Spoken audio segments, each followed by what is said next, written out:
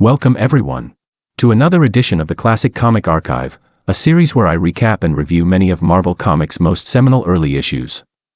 Our story for today is Tales of Suspense 46, cover dated October of 1963. This issue marks the first appearance of longtime Iron Man villain Crimson Dynamo, and was written by Stan Lee and Robert Bernstein, drawn by Don Heck, and lettered by Art Simek. Our issue opens up with a striking splash page, showing Iron Man as he's desperately trying to save a manned rocket from crashing into the ground. But to understand why he's in such a precarious situation, we must first travel to a Soviet laboratory just outside of Moscow. It's that of Anton Vanko, a Russian scientist renowned for his electrical expertise.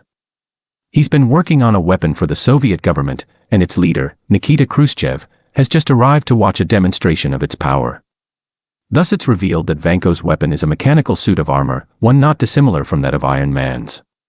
But to prove that his is superior to the American heroes, Vanko ushers Khrushchev into a large courtyard, where Iron Man happens to be standing. Of course it's not actually the Iron Avenger, but a robotic duplicate that Vanko has built as part of his demonstration. And speaking of the demonstration, he finally begins it by jolting the robot with a torrent of electricity, which causes it to explode. But this doesn't convince Khrushchev of the suit's power, as a mere robot is nothing compared to the actual Iron Man. So to temper these concerns, Vanko next wheels out a remote-controlled tank, and begins advancing it towards Khrushchev. But it doesn't stop, and it thus seems that Vanko's trying to crush the Soviet premier. Instead of doing something to stop the tank, all of Khrushchev's guards flee to get help, and leave their leader completely vulnerable. Vanko takes advantage of this by pinning Khrushchev against a wall, but stops his tank only 2 inches away from crushing him. It turns out that he's not trying to assassinate the premier, but merely humiliate him, as apparently the two are bitter rivals. Regardless, Vanko then lets Khrushchev out, and finally demonstrates the full breadth of his suit's power, as he completely destroys the tank with a single jolt of electricity fired from his fingertips. This feat finally impresses Khrushchev, and he immediately tasks Vanko with destroying the real Iron Man, and all of Tony Stark's weapons projects. For context, Stark is one of America's greatest weapons developers, and without his help, the country's arsenal would surely lag behind the Soviet Union's. Yet not even the best Russian agents have been able to sabotage Stark's plans, as he always seems to be guarded by Iron Man. Thus by destroying the hero, Vanko will give the Soviet Union an opening to ruin Stark, and a decisive victory over the Americans. So the scientist gladly accepts the mission, but what he doesn't know is that Khrushchev is already planning his demise. After all, how can the premier trust a man as powerful as Vanko, if he was so willing to humiliate him? Thus it's simple, as soon as Vanko's completed his mission, he'll be eliminated. But with that, the issue shifts forward 2 weeks later, and to one of Stark's rocket testing sites. He's preparing to launch an experimental manned rocket, and watching it from afar is Happy Hogan, his chauffeur, and Pepper Potts, his secretary. The two are bickering as usual, as Happy remarks that he'd never be willing to board a rocket, and Pepper claims that it's because he's a coward. Happy takes the jab in jest, and jokes that she'd be willing to critique just about everyone, even someone as virtuous as Iron Man. But speaking of the hero, Happy then remarks that he'd feel much better if he was around, just in case something went wrong with the rocket's launch. Luckily for him, Stark happens to overhear the remark, and agrees that it would be a good idea for Iron Man to be around, just in case. So he pretends as if he needs to answer an important call, and then retreats to his office to change into his suit. But while he's away, Vanko, who I should note goes by the codename Crimson Dynamo, has arrived at the launch site, and begins remotely tampering with the rocket's electrical systems. Thus as the mighty ship soars into the sky, its circuits quickly malfunction, and it begins plummeting straight back to the ground. Thankfully Stark has changed just in time, as he rushes out to the launch site, and attempts to slow the rocket's descent with his own body. While he manages to do so and save its crew, he ends up taking the full brunt of what would have been a catastrophic collision. Yet amazingly, it only dazes him, and he manages to escape the scene and change back into Stark. Crimson Dynamo bears witness to these events, and frustratingly admits that Iron Man is more powerful than he'd thought. But it doesn't matter how powerful he is, as he can still only be in one place at a time. Thus it's simple, Crimson Dynamo will travel across the country and destroy Stark's munitions plants, one by one, until the U.S. government will be forced to abandon their defense contracts with him, and thus select a different, and likely inferior weapons developer. In this way, Crimson Dynamo doesn't even need to battle Iron Man, but can still completely ruin Stark. So he puts his plan in action, and over the next few weeks, manages to burn down 10 of Stark's munitions plants.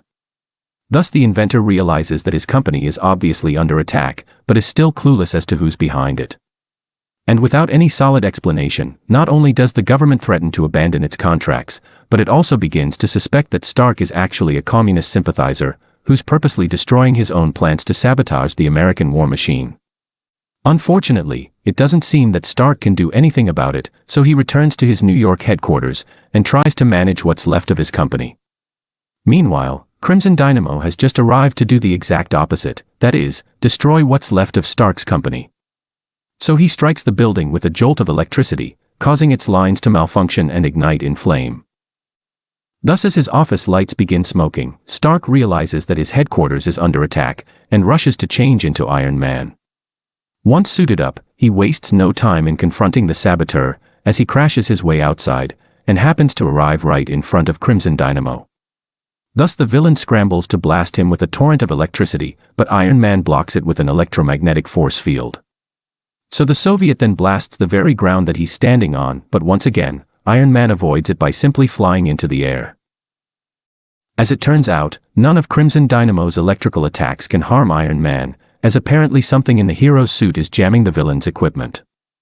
Better yet, Crimson Dynamo can't fly, so Iron Man simply takes a moment to hover over him, and asks if he was the one behind his plant's destruction. For some reason, the villain openly admits that he was responsible, and goes a step further by revealing that his name is Vanko. Iron Man naturally records this confession to clear his name with the government, but as for Crimson Dynamo, he simply traps him in a square of fallen trees, and then abruptly flies off. Although climbing over a few trees doesn't seem that hard, Crimson Dynamo for some reason remains in the square, and waits several minutes for Iron Man to return. And once he has, he simply picks up the villain, and flies him over to a nearby bay. At this point, a Crimson Dynamo asks Iron Man what's going on, and he reveals that they're both going to plunge into the bay, as evidently neither of their suits are waterproof, even though we've seen Iron Man swim in previous issues. Regardless, Crimson Dynamo then panically warns the hero that they'll both be killed in the ensuing shock, but Iron Man tells him that he has no other choice, as apparently they're too evenly matched, and must both die if his menace is to be stopped. Thus faced with almost certain death otherwise, Crimson Dynamo surrenders to Iron Man. So the hero then takes him to a nearby dock, and forces him to listen to a Soviet radio message that he had just intercepted. It's from Khrushchev, and it's him ordering his men to gun down Vanko, as soon as he returns to Russia. Thus the Soviet scientist learns the truth of his mission, and feeling irredeemably betrayed, completely renounces his loyalty to the Soviet Union. But it gets even better, as recognizing Vanko's scientific genius, Iron Man offers him a chance to defect to the United States, and begin working for Tony Stark. Surprisingly, Vanko accepts the offer, and starts working at Stark's headquarters later that very same day. As for the now ruined company, Iron Man has a plan for that, as apparently he's just going to steal a bunch of gold from a Soviet spy network, and then use that to rebuild it. But before we go any further, it should be noted that Iron Man had actually fabricated Khrushchev's radio message. As it turns out, in the few minutes that he'd left Crimson Dynamo trapped, he'd snuck away and recorded the message with a voice mimicker.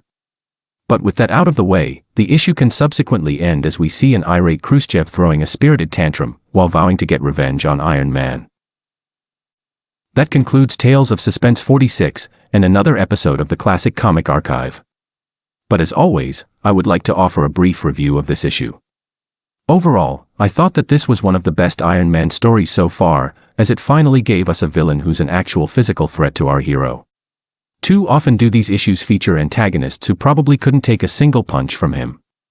But Crimson Dynamo was actually menacing, and did more harm to Tony Stark, through his company and reputation, than any other villain. With that being said, however, I do wish that the pair's fight was a little longer, and that Happy and Pepper had more of a role to play in the story. But in any case, let me know what you thought of this issue and the video, and feel free to suggest other classic comics for me to cover. Thanks for watching.